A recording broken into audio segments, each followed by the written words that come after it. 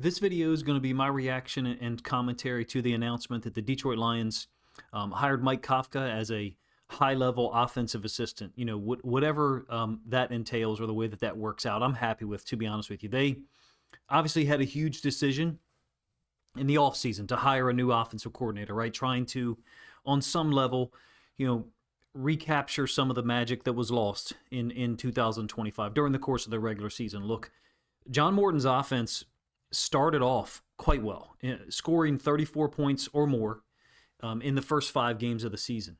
However, thereafter, they alternated wins and losses for the next 9 weeks. It was quite obvious, their inability to run the ball consistently lines up perfectly with each of their wins and also their losses, right? And then finally, after the loss to the Vikings in Week 9, 27-24, Dan Campbell took over play calling duties from Morton. It just seemed like the Lions were unable to, under Morton, they were unable to build specific ways to attack certain defenses, but in particular, the Brian Flores structure in Minnesota. Now, Jared Goff did go, he shredded the Flores defense in 2024, right? The last year that Ben Johnson is there. And in fact, he went 43 of 66 passing this year, 2025, against the Vikings.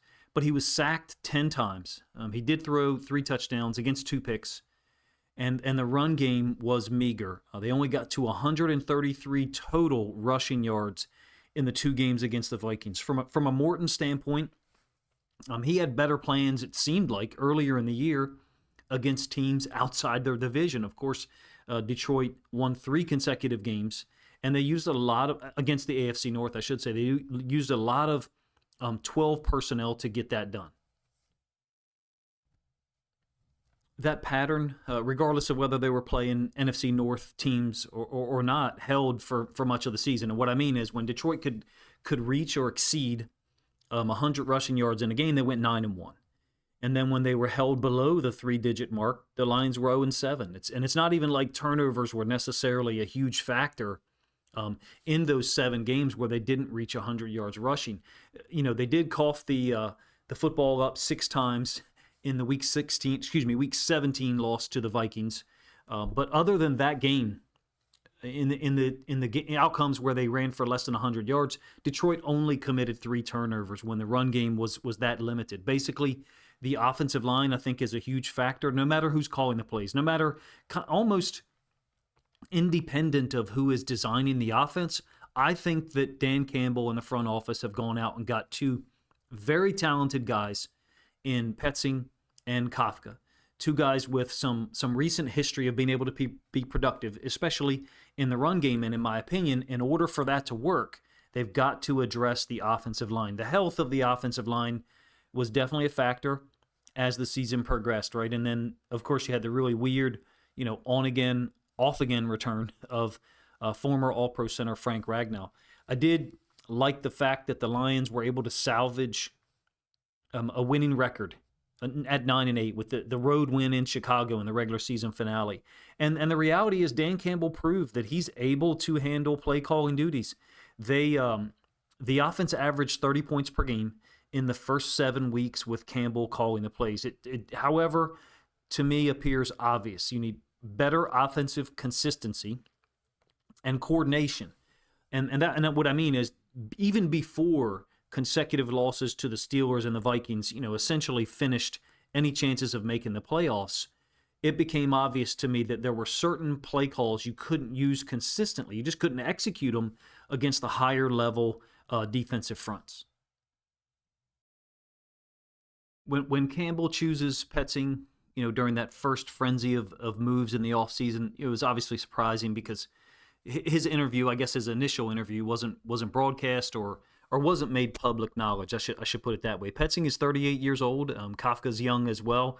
They've each called plays for the last 3 seasons in the NFL. And Petzing had, it's been covered on my channel and by many other people, he's obviously had success producing a high-level run game, at least in 2023 and 2024. You had a marked fall off, right, this past season. Now, along with that, Dan Campbell went out and got a second high-level offensive mind in Kafka. Look, Kafka played in the NFL as a quarterback.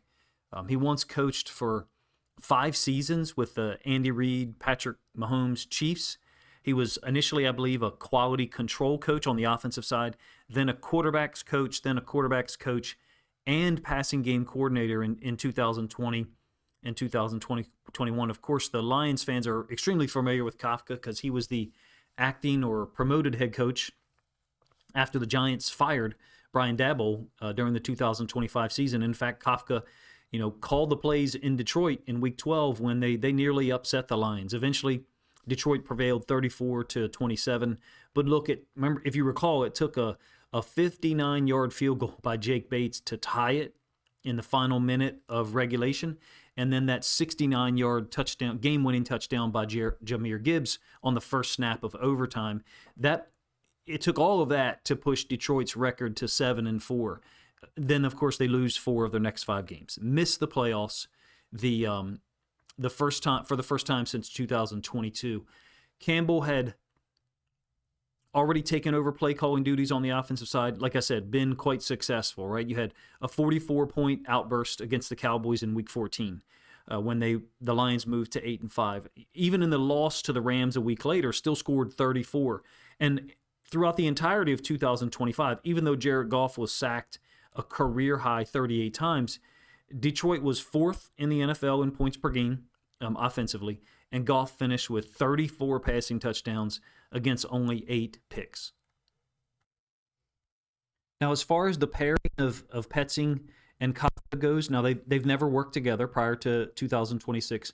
It's not only an interesting dynamic, but I'm a big fan. I think to directly try to compare it to John Morton is maybe a little bit unfair.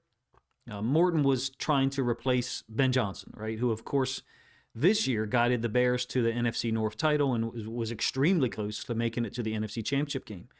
Petzing and Kafka have a ton of play calling experience recently that Morton didn't have. Morton had come from Denver, and in fact, since I think he's been rehired there. But Morton hadn't called plays since I think it was 2017 with the Jets. So like a year ago this time when they hire Morton, I wasn't able to produce a film study video. I think maybe I did a short one because someone was gracious enough to get me some film from way back then. Now you can do that with Petzing film, and I've already produced 2 of those, and then some stuff from Kafka with the Giants, which I'll go over in a separate video. This is all commentary. I probably should have said that earlier. If I didn't, then that makes it less attractive for you to listen, and my apologies for that.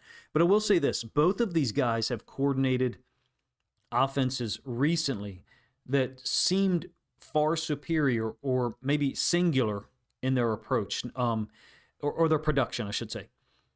The Giants, of course, had to use Jameis Winston at quarterback last year after some of the concussions and I think one other injury to Jackson Dart. Maybe it was an ankle. Kafka came into Detroit with a great game plan in Week 12. The trick play, of course, the touchdown from Gunnar Olszewski, I think is how you pronounce it, to Winston. That one put them up by 10 early in the fourth quarter. It was a gutsy call, right? And the week before, Kafka had somehow kept the Giants in the game against the Packers, a game where Winston threw an interception in the end zone that I think could have actually given them the lead late in the fourth quarter. The point is, Kafka, as acting head coach and play caller, he definitely had those guys ready to compete, and that was without Dart at the time, and also while navigating or trying to overcome season-ending injuries to Cam Scatterbo and Malik Neighbors. I think New York's defense in 2025 was absolutely terrible, did no favors to anyone trying to call plays on the other side of the ball, whether it was Daboll before he got fired or Kafka. I don't know about you, I was a little surprised that Kafka took this position in Detroit. It seems to me that he would have had some other offers out there, but once Kansas City brings back Eric Bieniemy, then Kafka maybe is left kind of holding the bag, looking for other opportunities. I think both of these guys are going to be as happy as can be with the massive talent upgrade that they'll have at their disposal. Petzing, I talked about it in at least one, if not both of the videos I did, film study videos I did on his offense.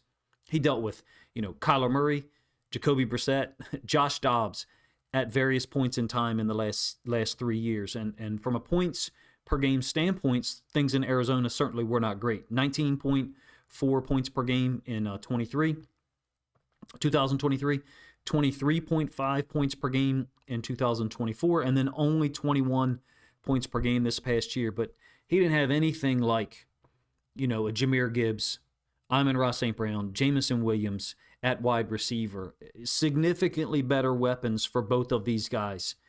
And the structure from an organizational standpoint, what is offered in Detroit, what Dan Campbell is going to do from an organizational standpoint, I think all of those things are equal to or maybe less than this final point, and that's that Jared Goff has the experience, the mental processing ability, the talent, the arm talent to succeed no matter what type of system he's playing in. He's got insane stats the last 4 years in Detroit. 130 touchdowns, I think 37 or 38 interceptions, but a 68% completion percentage, and that's while averaging 4,500 or just over 4,500 passing yards per year. To an extent, I think Goff's performance, his floor maybe, to run an offense, it's offensive coordinator proof. He can get high percentage looks. It kind of doesn't matter to a certain extent who calls the plays. You've had multiple guys call plays in the last 2 years, 2024 and 2025. Ben Johnson, John Morton, and then Dan Campbell. As long as what is built or prescribed has a solid foundation, I would expect Goff to, repeat those numbers. I think the foundation, however, has got to be higher talent and more depth along the offensive line. There were multiple guys on the O-line that either dealt with injuries and missed time, like Christian Mahogany. I think he went out in week 8 or maybe week 9. Or guys who were playing hurt, Taylor Decker. I think Penei Sewell was dealing with at least one, if not a couple of injuries during the year. There's more consistency needed, and that offensive line position, unfortunately, in 2025 ended up being a clear weakness, in particular in pass pro. Goff was sacked a career-high 38 times, and that works out to 6.17% of his total passes. That's the highest or second highest number in his career. It correlates back to his first year in Detroit, 2021, when he was sacked 35 times, but that ended up being 6.62% of his total passes. Kafka is a guy who certainly understands how to orchestrate a high-level passing game. He's worked with Patrick Mahomes, Andy Reid, and Eric Bieniemy in Kansas City. He was also the offensive coordinator for the Giants starting in 2022. So I guess he's actually been there 4 years in New York. I misspoke earlier. My apologies for that. 2022, the Giants, very surprisingly, they win 9 football games, and they reach the NFC divisional round. That team still only averaged 21.5 points per game. That was 15th in the league. But they did run for 146 rushing yards per week. That was, one of the first seasons where they were able to get a healthy Saquon Barkley in, I think, a couple of years. His offenses, Kafka's offenses, the next 2 seasons, 23 and 24, they were unproductive, quite obviously. And the team went a combined 9 and 25. I really did not understand at the time and still don't, looking back, how Brian Daboll was retained in 2025. He was fired after going 2 and 8. However, this season, 2025, New York did finish 6th in rushing yards per game, and that was at 129.1. Of course, Jackson Dart has something to do with that.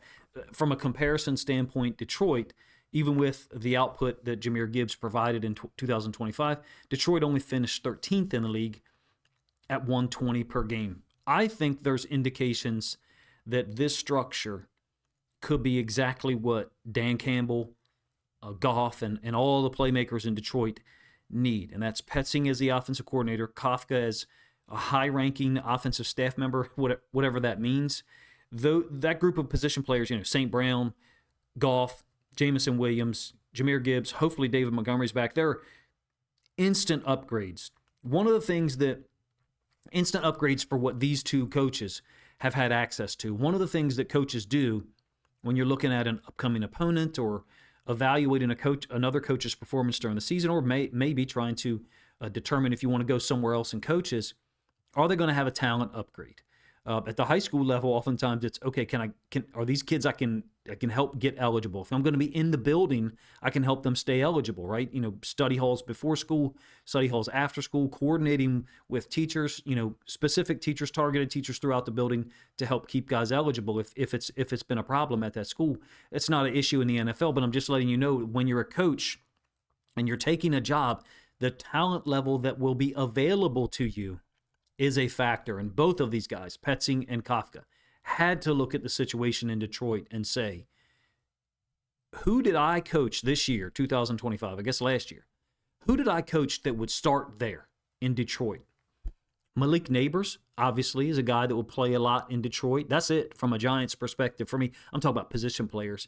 And then I'm sure that Petzing would say, okay, Trey McBride's going to fit right in this fictitious scenario that I'm presenting, right? McBride and Laporta, along with St. Brown and Williams, or Neighbors, if you could bring them all. My point is, coaches, when they pick and choose where to go, yes, the organizational structure, the reliability of the job, but the talent level, who did they coach the last year that would start here? Not many guys. I think those two coaches, Petzing and Kafka, being so young, they've got an amazing opportunity here in Detroit to not just continue the statistical output.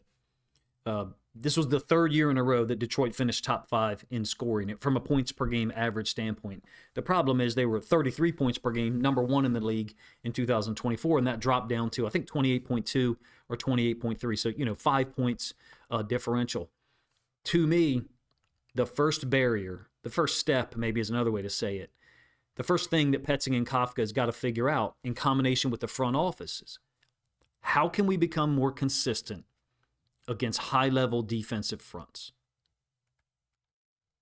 There are certainly other needs on the roster, specifically, D-end, maybe safety, possibly tight end, pending Laporta's health and the way things work out in the offseason.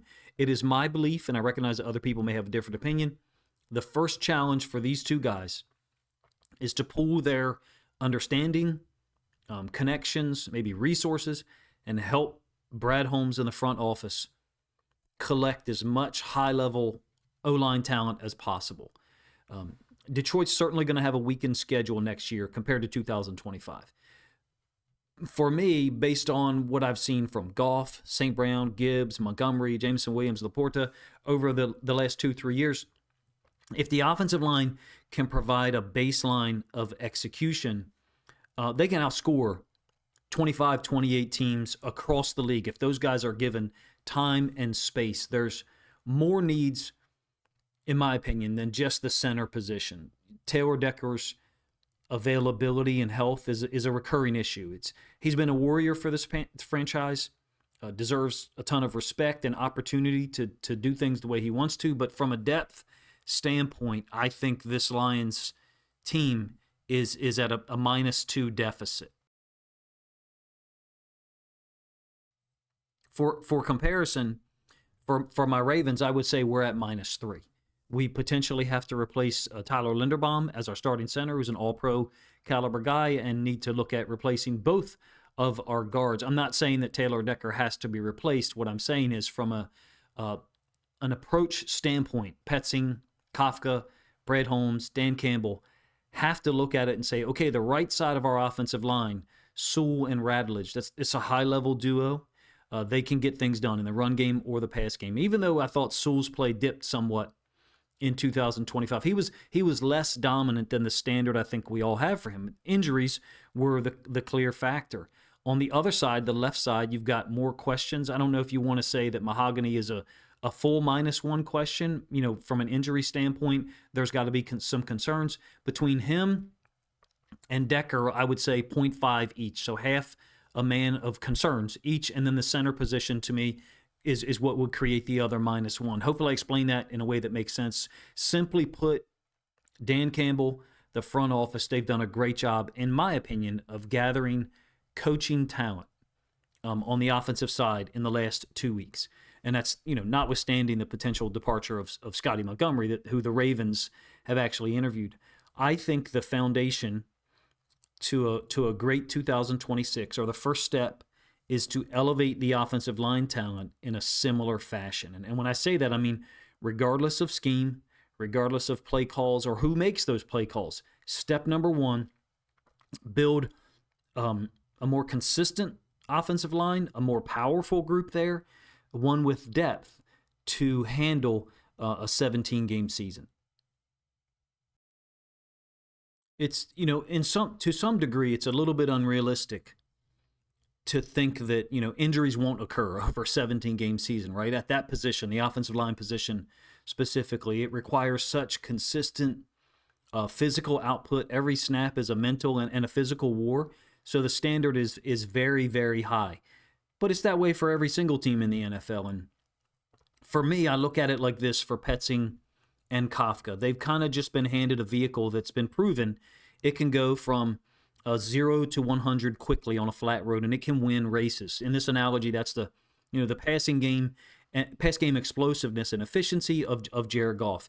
And then simultaneously, that same vehicle has been proven to have some ability to go out into a demolition derby and emerge victorious because it's got a really solidly built frame and a well-protected chassis. All this car needs is, it's an important thing, is a new engine. And for me, and again, this poorly constructed analogy, that is the offensive line moving forward. I think Petzing and Kafka provide the type of offensive minds that have been calling plays recently, number one. Number two, they come from diverse backgrounds, having, never coached together. Kafka's time spent in Kansas City, to me, is unique and interesting from the standpoint of his experience with Reed and Mahomes and Eric Bieniemy as well, being in high-level playoff situations, which is where Detroit wants to be. I don't mean to take a cop-out and say I would support any offensive coordinator or offensive staff. I think these two guys are solid, if maybe unspectacular compared to some of the other names that were available out there as possibilities for NFL teams to go grab as offensive coordinators. I think these two guys know what they're doing. They both are talented from a design and a play calling standpoint. Kafka in very limited exposure for me. I did go grab 2 additional games from this season when Jackson Dart was able to play, because what I'd like to see is, what type of run plays was he using? Was Dart being utilized on a ton of zone reads type stuff that, we're obviously not going to see with Jared Goff out there on the field. In a limited exposure to Kafka's stuff, essentially, the game in Detroit earlier this season, I found him to be very daring and his players to be able to execute the things that he asked them to do. He's not the offensive coordinator. Drew Petzing is. I think it's a great pairing. To some extent, I have read and fielded opinions from Lions fans that say, hey, maybe this is Dan Campbell saying, if Petzing can't do the job, then I could hand it off to Kafka during the season. I don't really think that that's what Dan Campbell's approach would be. If that came into his plan or his decision-making process at all in these decisions, I would say it would be the 4th or 5th or 6th reason for hiring a Mike Kafka with experience, high-level play calling, reliability in the run game, and then also his background as a pass game coordinator and quarterbacks coach with the Chiefs and Patrick Mahomes, a young Patrick Mahomes, I should say. So in any case, if you guys enjoyed this video, really it's a commentary, please let me know in the comment section. I recognize that these are radically different from film study stuff. I just don't have the Giants/Kafka offensive film cut up and annotated in a way that I can present on YouTube without having to deal with significant content detection concerns. So I hope you'll understand. If you stuck around this long, you probably do, but you're more than welcome to let me know if there's anything critical here from the standpoint of the way that I produce this. And finally, if you think other Lions fans would enjoy this discussion of the dual hirings of Drew Petzing and Mike Kafka to the Lions staff, then please consider grabbing a link to this video, sharing it out on social media to help this content get more reach.